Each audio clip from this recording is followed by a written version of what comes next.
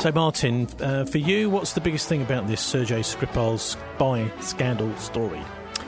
Well, I think what's very clear is that it ought to be obvious to everybody that one of the suspects in this case must be the Western intelligence services or other third-party intelligence services, for example, the Ukrainian intelligence service. And the fact that it's the Russians have been, convicted and tried and convicted and made guilty all in the space of 48 hours ought to raise questions in everybody's mind. How can the British state establish all of these facts in that sort of timescale? And they can't really. And to my mind, this fits a pattern of Western intelligence service provocation, which we can discuss at some length if we've got time. But the fact is that in the past, Western intelligence services have engaged in exactly this kind of provocation. So, for example, I'll just make one point.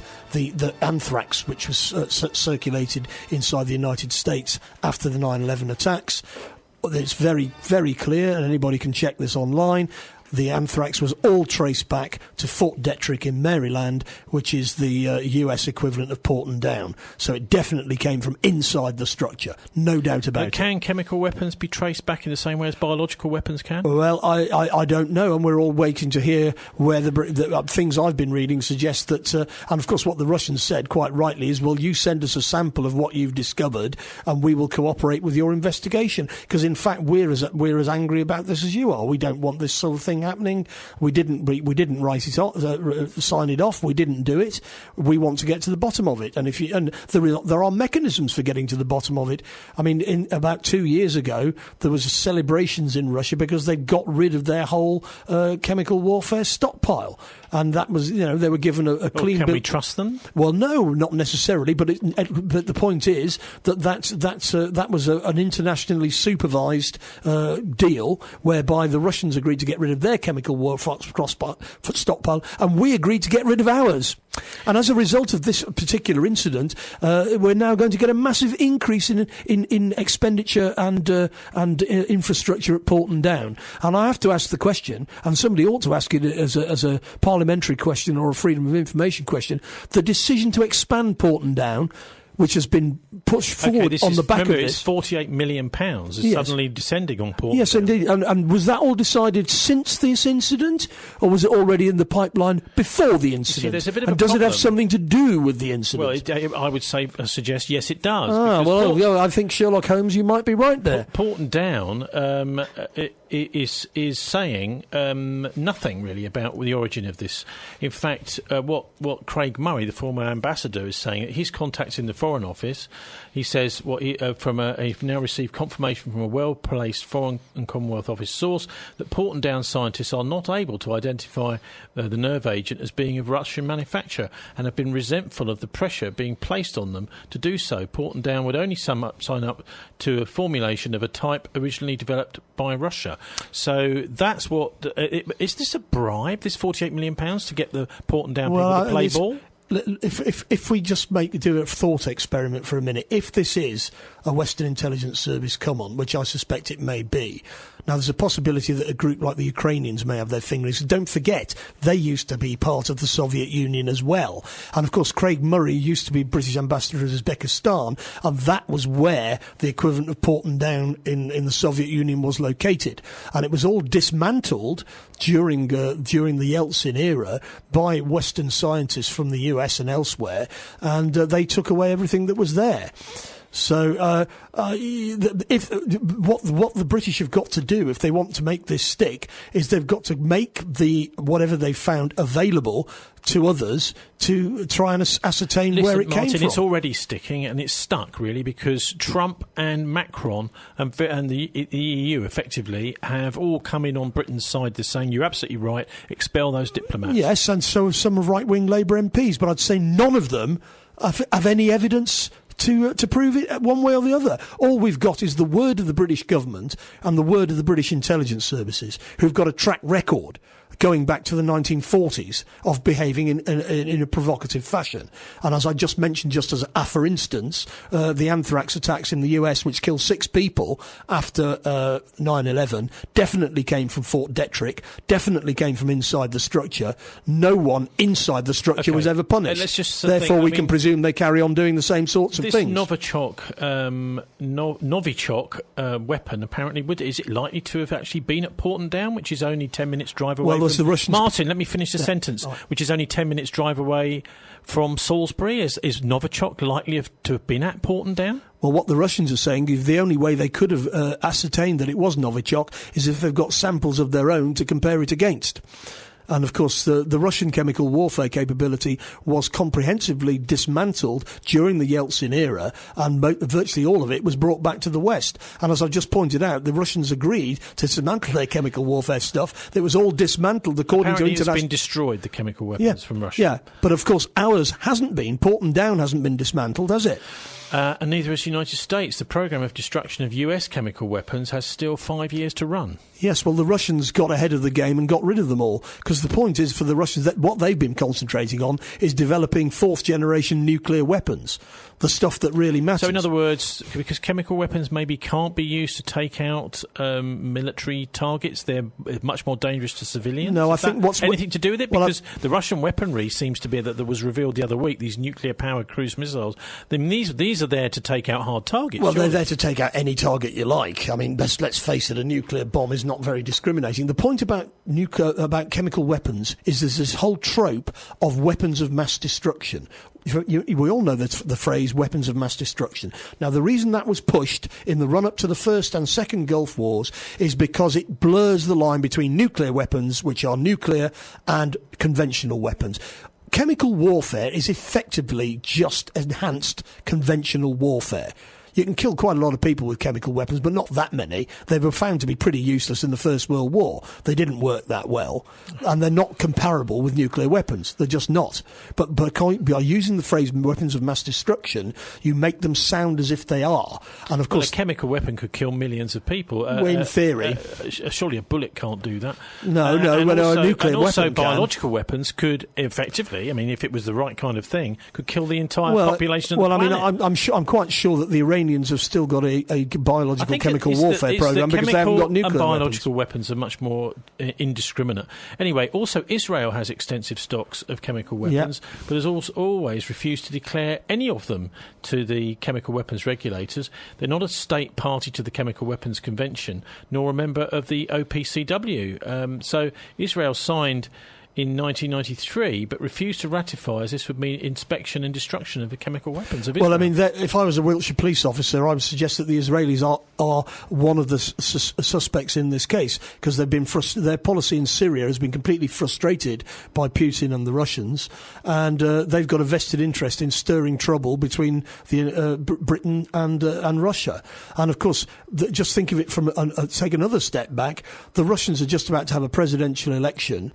In another universe, they would be congratulated for having the third relatively free election in their history after hundreds of years of authoritarianism. But instead of being congratulated, they're being vilified. And of course, Putin is going to win. He's going to win handsomely because he's got a lot of popular support. They're saying that this is they're saying this is an attempt to interfere in the Russian elections. Yes, I mean that's how it's perceived in Russia, because they know that Putin's going to win. Putin's going to win, which is very embarrassing for the West. The death of Nikolai Glushkov as well, who was a friend of Boris Berezovsky. Now, we talk about that a little bit. Yeah, let's go back to that. Yeah. Glushkov was actually involved very much in working for Berezovsky at Aeroflot. Yeah. Now, Aeroflot is absolutely key to understanding this competition between Putin and Berezovsky, because once Putin got into power, he thought he was going to be Berezovsky thought Putin was going to be his little puppet, would do what he wanted, but he revived this old Aeroflot case. Now, think about who these oligarchs are.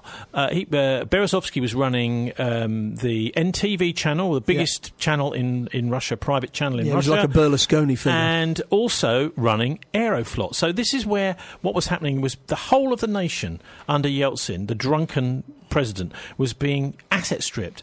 Berezovsky was one of the oligarchs that was doing that asset stripping. He was asset stripping the national airline, and once Putin got into power, he revived this old case and said, actually, Berezovsky, you've got some questions to answer about what happened to our national airline. Yeah. And then Berezovsky had to flee the country and came to London. Now, this guy who's been found dead is someone that knew all about what had happened there. Yeah, well, Berezovsky himself, of course, was found dead in his Surrey mansion some years ago, and the local coroner wouldn't write it, yes, it was a suicide. It does make you wonder, doesn't it, if these people knew or that they've been killed by someone that didn't want what they knew to come out to the public. Yes, what you've got to remember is that these opposition figures to Putin, like this chap and Berezovsky... Nikolai Glushkov, just to remind you of his name. And Khodorkovsky, who was sent to prison and then released.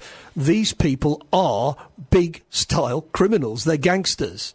And, the idea that Russia is an oligarchic state, in a sense, is true. But what Putin has done is he's disciplined the oligarchy, particularly the oligarchs of Jewish origin, many of whom have Israeli joint citizenship and are, were basically at one stage pulling Russia into Israel's orbit. So the most, shall we say, draconian or ruthless element of the Russian mafia are in London, and some of them are actually funding the Conservative Party. Well, and they're also opposed to Putin.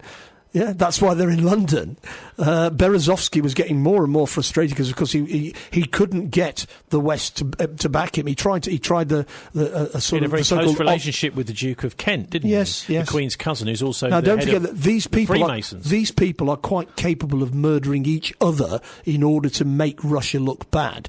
I know many people listening will say, "Well, that's a preposterous idea," but it's not. If you knew anything about Russia in the Bespredel era, as they called it, the without rules era, you will realise that all of these people are very, very gangsterish, and they're quite capable of killing each other over various disputes that they've got with each other. It's handy in a way that this guy's no longer around, because it makes it more difficult to dig up all this stuff about what happened with the privatisation of Aeroflot, the asset stripping of Russia under Yeltsin. Well, I mean, don't forget, this guy's 68 and he's died of a heart attack, so it's not necessarily the case that anybody murdered him at all. Berezovsky, on the other hand, was strangled. Now, they're saying that the police are now saying that there's evidence of compression on his neck. OK, but that still doesn't mean the Russian state has done this. These people are gangsters. They've got enemies. And, of course, what may be happening here is we're having an intelligence... Don't forget, you've got to see this in the context of all the lies that have been told by the Western intelligence services about Russian policy over the last 5 years. The coup in Ukraine, where the shooters that shot the Maidan Square demonstrators, it's just come out in a court case in Kiev. That was definitely not carried out by the then regime of Yanukovych. It was carried out by the new regime with mercenaries from Georgia who were actually given instructions by US military personnel, and that all came out in the court case in Kiev. Afshan Ratsani was mentioning the coup in Ukraine actually on BBC Question Time last night, and getting sort of a lot of pilloried, as actually Jeremy Corbyn was. He was getting pilloried for questioning what the government are doing over this Russian Salisbury case. Then you can see what the motivation is for Western intelligence services to carry out this scam. It puts Corbyn on the back foot. It means that we can ask for more money for military-industrial complex, 48 million more for Porton Down. It pulls Britain into line with Trump, and of course I'm quite sure that will be the assessment of the Russian intelligence services of what's going on here. They will know whether they were involved or not. Why would the Russian intelligence services, when they're just about to have a successful national election in which Putin is going to win, come to Britain and kill somebody and make it look as if they did it so that they can get the blame? Okay, that's pretty silly, isn't it? So what you're saying is a psychological warfare. Let's have a listen now to one of the initial statements by Theresa May about this whole business, and the reaction by former psychological warfare officer in the US Army, Scott Bennett. It is now clear that Mr. Skripal and his daughter were poisoned with a military-grade nerve agent of a type developed by Russia. This is part of a group of nerve agents known as Novichok. Based on the positive identification of this chemical agent by world-leading experts at the Defence Science and Technology Laboratory at Porton Down, our knowledge that Russia has previously produced this agent and would still be capable of doing so, Russia's record of conducting state-sponsored assassinations, and our assessment that Russia views some defectors as legitimate targets for assassinations, the government has concluded that it is highly likely that Russia was responsible for the act against Sergei and Yulia Skripal. I think this was orchestrated by the UK government, possibly using other assets in CIA or Mossad, because Russia certainly doesn't gain from anything like this. And to summon the Russians and say, answer which of these two is correct, either you did this against us or someone else got your material and did this, the Russians need to say, no, there's a third option, and that is that the United Kingdom has designed a psychological operation to manipulate its own public to distract the United Kingdom away from the MI6 Christopher Steele agent that wrote a false Russian dossier to undermine Donald Trump, and the British role in that, as well as the British role in the al-Nusra chemical weapons that has just come out, which Russia and Syria have said all along has nothing to do with Syria or Russia, but everything to do with the United Kingdom and the United States. Now, what's he talking about there? Because I wasn't aware about this business of the British in some way being involved and the Americans maybe being involved in chemical weapons in Syria too. Well, that's a very key point. Al-Nusra. The al-Nusra front, Seymour Hersh, Scott Bennett's a former psychological warfare officer, but Seymour Hersh is a senior US journalist, if not the senior US journalist. He's got several Pulitzer Prizes and so on. He was the one who exposed the My Lai massacre. He wrote an article about the chemical weapons attack in Ghouta some years ago, which was blamed on the Assad government, and he pointed out that it wasn't only not the Assad government that carried it out, it was carried out by the al-Nusra Front, which is Al-Qaeda, but that the sarin used for the attack came from Libya and had been supplied to al-Nusra by Western intelligence services. So not only are the Russians not guilty in Syria, we are the guilty parties. And when Obama was saying there's a red line here if people use chemical weapons against their own people, or people in general, it's actually Western intelligence services who are the guilty party here. And the white helmets who have been the source of much of this scurrilous information are funded by the British taxpayer to the tune of millions of pounds. We've got people sleeping on the streets, but we've got people running around in Syria doing PR for Al-Qaeda as part of MI6. And as I said in the first hour, MI6 in places like the Middle East is not regarded as some kind of benevolent organisation. Okay, it's actually regarded as extremely tricky, ruthless and not very pleasant. Lover or hater, Prime Minister Theresa May made a statement on Wednesday all about this. And this is about 4 minutes long, but we're going to have a listen now to what she had to say, and I'll ask you to comment afterwards, Martin, about the so-called Russian assassins of Salisbury. There is no alternative conclusion other than that the Russian state was culpable for the attempted murder of Mr. Skripal and his daughter, and for threatening the lives of other British citizens in Salisbury, including Detective Sergeant Nick Bailey. This represents an unlawful use of force by the Russian state against the United Kingdom. And as I set out on Monday, it has taken place against the backdrop of a well-established pattern of Russian state aggression across Europe and beyond. It must therefore be met with a full and robust response, beyond the actions we have already taken since the murder of Mr. Litvinenko, and to counter this pattern of Russian aggression elsewhere. As the discussion in this House on Monday made clear, it is essential that we now come together with our allies to defend our security, to stand up for our values, and to send a clear message to those who would seek to undermine them. This morning I chaired a further meeting of the National Security Council, where we agreed immediate actions to dismantle the Russian espionage network in the UK, urgent work to develop new powers to tackle all forms of hostile state activity, and to ensure that those seeking to carry out such activity cannot enter the UK, and additional steps to suspend all planned high-level contacts between the United Kingdom and the Russian Federation. Let me start with the immediate actions.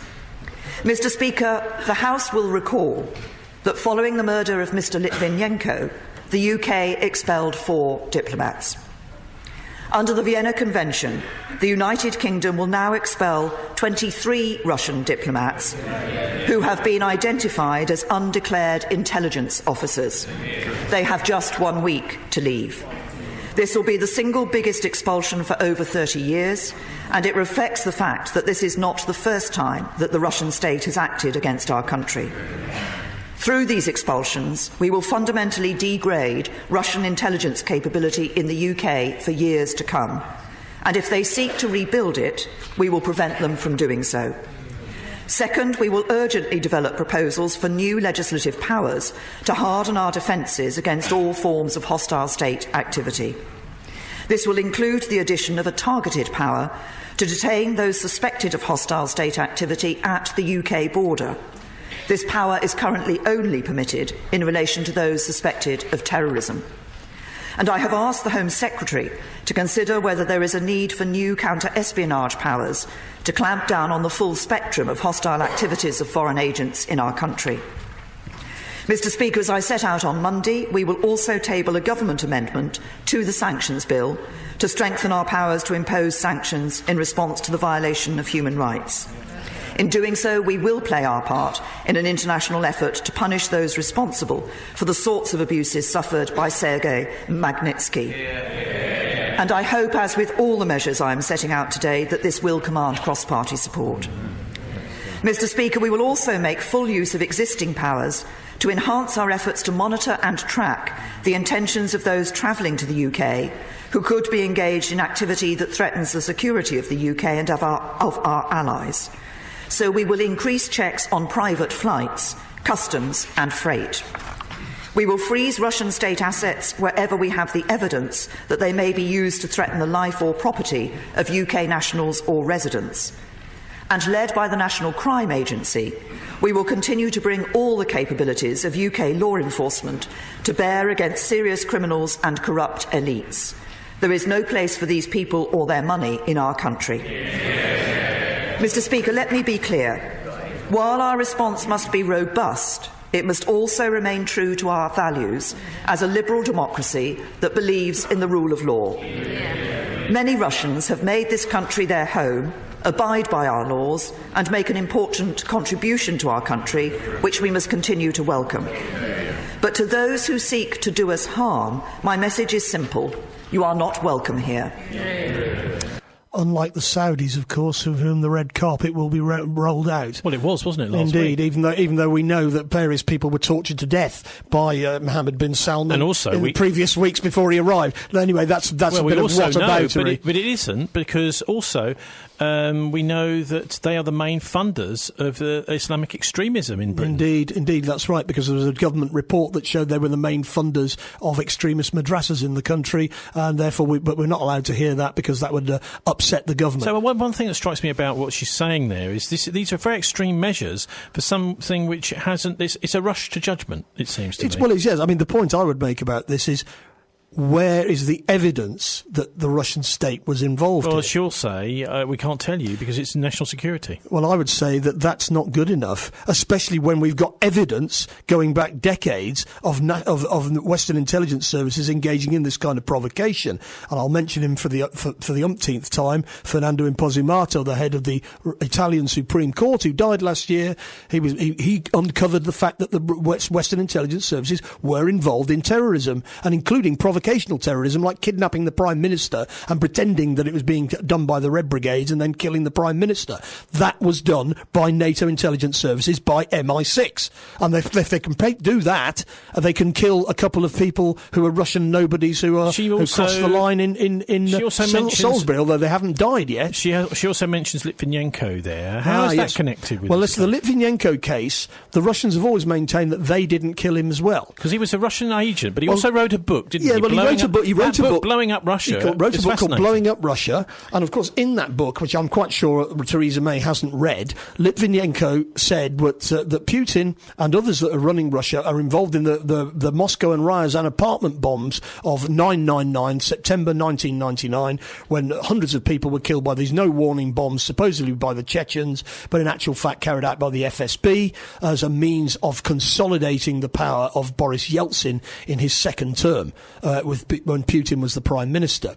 And of course, what's interesting about the books is Litvinenko says, I know this happened because I and my boss Beresovsky were involved in these bombings with Putin, and therefore Putin's guilty. And at the same time, these people were given asylum in Britain because they were used as a mechanism for getting back at Putin once Putin had double-crossed the CIA and MI6. But, of course, all of these people are expendable.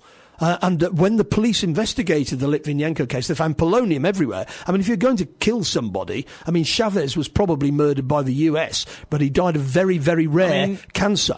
It seems to me that Litvinenko, which nobody could pin on them. Litvinenko was simply the man who knew too much. Yeah, that's right. And the idea that he might actually start to talk about the possibility of who might have been, criticised Beresovsky, for example. Yeah, I would suggest, as if I was a police officer investigating that, I would suggest that Beresovsky was the prime suspect, because he was getting desperate. And Beresovsky was pushing the idea that we've got to start using this against Putin. The Moscow bombs, we were involved in it. We know he was involved in it. And of course, the Western powers basically are saying to Beresovsky, we can't start accusing Putin of bombing Moscow. The cat out of the bag. Because that let the cat out of the bag for what we did at Bologna, what we did at 9/11 and all the rest of it. And 7/7. And 7/7. Basically, virtually all of these incidents are, in fact, intelligence service come-ons. But they're not by the Russian intelligence services, as I said on Russia Today the other week. The real scandal here is not that the Russians have been interfering in Western elections and trying to steer things. It's that the Western intelligence services are interfering. Look at the way this has played out. Within 24 hours, the whole raft of what the military-industrial complex wanted in the West has just been passed NEMCON on the back of an incident where it's not even been proved that there was any nerve agent. We've only got the government. They won't provide the nerve agent. It could be that the whole thing is just theatre. That's a possibility. Okay, so let's have a listen to that wasn't all Theresa May had to say. There were some more measures that she talked about. This is a lot shorter, this bit, but I'm going to hear from you again after this, Martin. Mr. Speaker, let me turn to our bilateral relationship. As I said on Monday, we have had a very simple approach to Russia: engage but beware. And I continue to believe it is not in our national interest to break off all dialogue between the United Kingdom and the Russian Federation. But in the aftermath of this appalling act against our country, this relationship cannot be the same. So we will suspend all planned high-level bilateral contacts between the United Kingdom and the Russian Federation. This includes revoking the invitation to Foreign Minister Lavrov to pay a reciprocal visit to the UK, and confirming there will be no attendance by ministers or indeed members of the royal family at this summer's World Cup in Russia. Finally, Mr. Speaker, we will deploy a range of tools from across the full breadth of our national security apparatus in order to counter the threats of hostile state activity. While I have set out some of these measures today, members on all sides will understand that there are some that cannot be shared publicly for reasons of national security. And of course, there are other measures we stand ready to deploy at any time, should we face further Russian provocation. Mr. Speaker, none of the actions we take are intended to damage legitimate activity or prevent contacts between our populations. We have no disagreement with the people of Russia, who have been responsible for so many great achievements throughout their history. Many of us looked at a post-Soviet Russia with hope. We wanted a better relationship. And it is tragic that President Putin has chosen to act in this way. But we will not tolerate the threat to life of British people and others on British soil from the Russian government, nor will we tolerate such a flagrant breach of Russia's international obligations. Well, it's just sickening, really, to hear this hypocritical tirade. So does she think, has she got definite evidence that it happened or not? Because she's saying both things. She's saying, we think this that Putin was behind it, and then she's saying also that he definitely was behind it at the same time. Well, in other words, they haven't basically got any evidence that they're prepared to share with us. So we're entitled to presume that they may be lying. And the idea that the British government doesn't lie about stuff like this, in Bologna, where they were bombed, in West Belfast, where they were bombed by the British, in Syria, where the chemical weapons attack was carried out with the aid and support of Western intelligence services, including our own, they would laugh a hollow laugh. I mean, you can hear her turning the pages there. Who writes these speeches for us? She's just reading this off. Yeah, they're written by the Securocrats who run this country, and of course the Securocrats who run this country. Dearlove, who used to head MI6, was quoted in the Telegraph or the Times the other week saying, "Well, Corbyn's unfit to be Prime Minister. He wouldn't pass a vetting." So somebody who used to be the head of our intelligence services presumes to decide who can and can't be Prime Minister, and that's because they have far too much power. Anyway, they've always had far too much power. Anyway, let's have a listen now to Jeremy Corbyn, leader of the opposition Labour Party, his response to Theresa May's statement on this. Thank you, Mr. Speaker. I would like to thank the Prime Minister for advance sight of her statement and echo absolutely her words about the service of our emergency and public services. The attack in Salisbury was an appalling act of violence. Nerve agents are abominable if used in any war. It is utterly reckless to use them in a civilian environment. This attack in Britain has concerned our allies in the European Union, NATO and the UN, and their words of solidarity have strengthened our position diplomatically. Our response as a country must be guided by the rule of law, support for international agreements and respect for human rights. So when it comes to the use of chemical weapons on British soil, it is essential that the government works with the United Nations to strengthen its chemical weapons monitoring system and involves the Office of the Prohibition of Chemical Weapons. The Prime Minister said on Monday, either this was a direct act by the Russian state or the Russian government lost control of their potentially catastrophically damaging nerve agent and allowed it to get in the hands of others. Our response must be both decisive and proportionate and based on clear evidence. If the government believes that it is still a possibility that Russia negligently lost control of a military-grade nerve agent, what action is being taken through the OPCW with our allies? I welcome the fact the police are working with the OPCW. And has the Prime Minister taken the necessary steps under the Chemical Weapons Convention to make a formal request for evidence from the Russian government under Article 9.2? How has she responded to the Russian government's request for a sample of the agent used in the Salisbury attack to run its own tests? Has high-resolution trace analysis been run on a sample of the nerve agent, and has that revealed any evidence as to the location of its production or the identity of its perpetrators?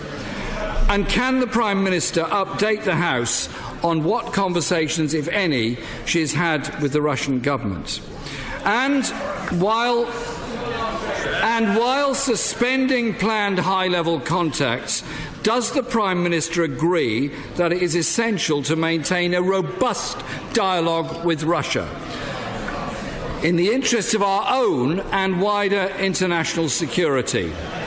With many countries, Mr. Speaker, speaking out alongside us, the circumstances demand that we build an international consensus to address the use of chemical weapons. We should urge our international allies to join us and call on Russia to reveal without delay full details of its chemical weapons programme to the Organisation for the Prohibition of Chemical Weapons. It is, as we on these benches have expressed before, a matter of huge regret that our country's diplomatic capacity has been stripped back with cuts of 25% in the last 5 years. It is, Mr.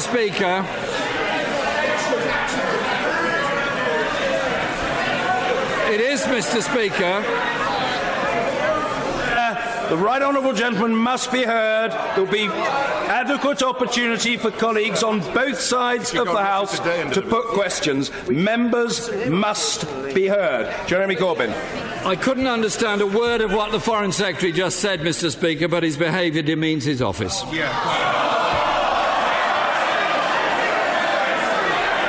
It is in moments such as these that governments realise how vital strong diplomacy and political pressure are for our security and national interest.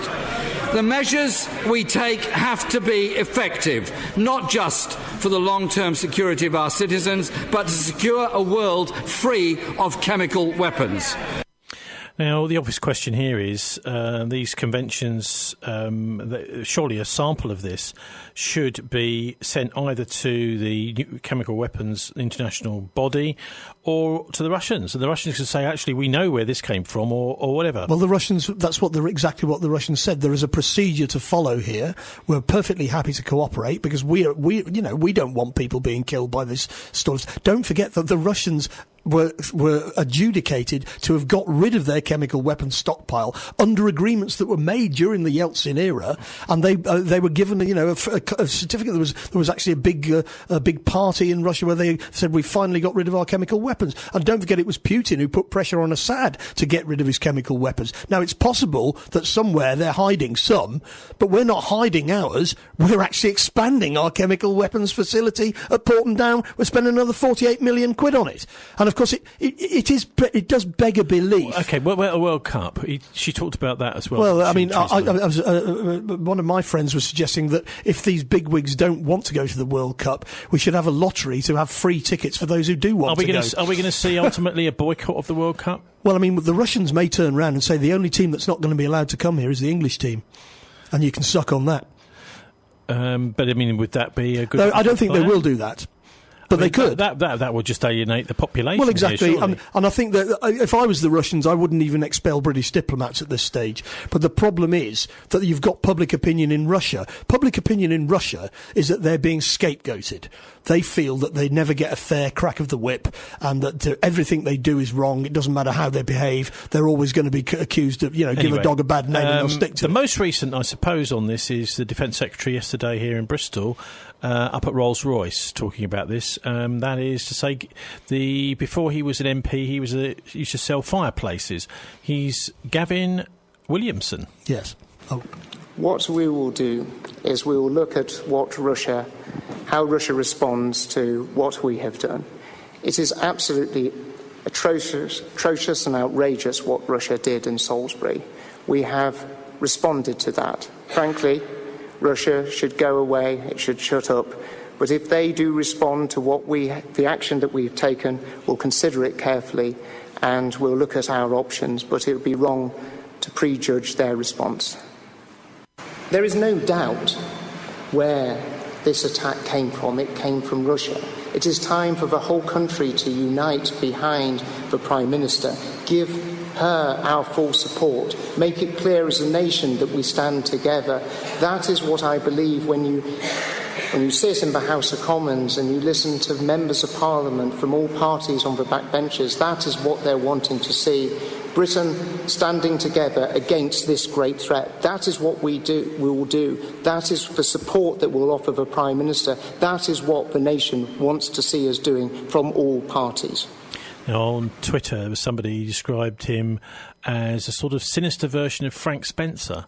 But what he's saying there, this whole idea of go away and shut up, it doesn't sound like very diplomatic language. Well, also, they're saying we think the Russians did it, but then that's elided into they definitely did do it. Now, in actual fact, it's not proven that they did. And, of course, they are saying we didn't do it. What they're doing is conflating fact and speculation. Yes. And, of course, they're also trying to bully people into line in Parliament. If you criticise us or whatever, then you're somehow a traitor or whatever. Now, the obvious thing for the Russians to do, if they really want to hurt us, is turn around to BP and say, right, you've got to get out of our oil fields. Just go. And is that going to happen? No. Because what the Russians want is actually, and I've said this on RT, I'm a regular contributor on RT, as you know, Tony. They've also talked about revoking their licence. Yeah, but of course what they said to that is, well, we'll just revoke BBC licence inside Russia. Everybody can go down this tit-for-tat road, and it's not... And is that likely to end in war? Well, it could do. It could easily do, because basically the RAF are overflying Syria at the moment with drones run from RAF Waddington, and they're killing Russian military personnel. Now, in the background to all of this, you've got to ask yourself, why would anyone want war? And it was fascinating speaking to Bruce Gagnon, and you can hear this on Dialect next Tuesday at noon here on BCFM. He's a campaigner against space weapons and nuclear power in space, and what he was explaining to me was that the real fear in the US military say is that the Chinese and the Russians are catching up with the ability to destroy satellites in space. And so we're kind of back at the old Cuban Missile crisis stage in the 1960s, where we had the missile gap and that the Russians were catching up with the Americans. And so the military was saying, well, look, if we can have some sort of conflict now, we can actually deny space to the Chinese and to the Russians. But we need to do it now because they're catching up. All right, well, there's quite a lot to unpack there. There wasn't a missile gap, in fact. It was a come-on by the military-industrial complex. The fact of the matter is there's mutually assured destruction is still there. That's what Putin's speech was about the other week. They've been pushing missiles into Romania and Poland, which are effectively first-strike missiles. When NATO, the Russians tried NATO to do, are, yeah? When the Russians tried to do a similar thing in Cuba, they went nuts. But they're being asked to tolerate that being pushed in their faces. The Russians actually, before this incident, said that they had evidence that there was going to be another chemical weapons false flag inside eastern Ghouta, and that was going to be used as an excuse for a military strike by NATO powers on the Syrian military. And they said, don't do that because we will shoot your planes down. Now, without anybody wanting war, it could break out. And don't forget that Hilary Benn, who was a shadow foreign secretary at the time, he was pushing for us to go to war over the Ghouta chemical weapons attack, which Seymour Hersh, I think, pretty comprehensively shown was carried out by the Al-Nusra Front in league with White Helmets, who are all working for NATO intelligence. So in actual fact, what about there's this actually idea strong of evidence of NATO using chemical weapons as part of provocation. What I'm talking about is this whole thing in space, because this is concerning. If the US military just this week have announced, Donald Trump has announced he wants a space force, which is like the Air Force in space, which I imagine is there to destroy Russian satellites and Chinese satellites. Yeah, but the thing is, the Russians and the Chinese have known that they can't really compete in satellite technology with the West. So what they've got is things that shoot down satellites. What about this new technology that Putin has announced, these nuclear-powered cruise missiles? What are they, a game changer? They are a game changer, and that's another reason. The thing about the state-run arms industry in both China and Russia is that they decide what they want to produce and then they produce it. What you've got in the West is these various lobbies pushing for their stuff to be produced. So you've got all these people. The Porton Down people want chemical warfare. The Navy want more aircraft carriers, even though aircraft carriers are finished. Well, the Russians have concentrated on the important stuff. Is if you attack us with any nuclear weapons or any of our allies, this is the important thing that Putin said. We will nuke you. And we won't just nuke you a bit, we will nuke you. We will kill you all if you attack us. What's Theresa May's role in all this sort of rush to war? She is basically a puppet of the intelligence services. She was a puppet of the intelligence services when she was Home Secretary. She's very much an insider in their games, and they tell her what to think, and that's what she thinks.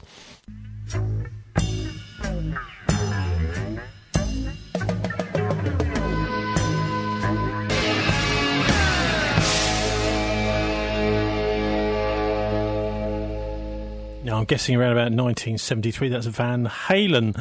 I'll leave you to guess the title of that song.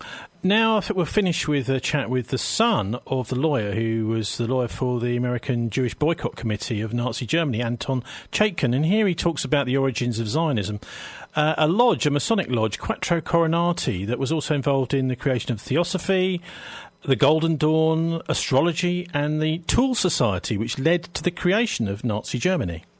The first one who proposed that the Jews need to go back to Palestine was Lord Palmerston, the British foreign minister and later prime minister. In 1840, he sent a letter to the British ambassador in Turkey. Palestine at that time was part of the Turkish Empire, the Ottoman Empire. And Lord Palmerston said, the Jews as a nation desire to return to Palestine. And of course, as Alba Ibn pointed out, the Jews didn't know anything about that at the time. The British then sent troops a month later for the first time and landed them in Palestine. They didn't take it over at that time, but they started to get involved. Now, after the Civil War, the British set up a very strange organization called the Palestine Exploration Fund. It was set up by Queen Victoria and by the United Grand Lodge of Masons and other people supporting Masonic ideas. What do? They went to Palestine, which didn't belong to Britain. It was part of the Turkish Empire. And they started to dig in the city of Jerusalem. Dig for ancient temples. Dig for any ruins that might be put to a certain use by the British Empire.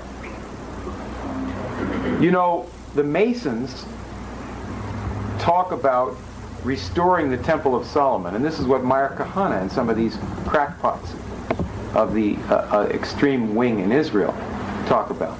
We got to restore the Temple of Solomon. And then your so-called fundamentalists over here will say, yes, once that's restored, then we can have our end of the world. Right?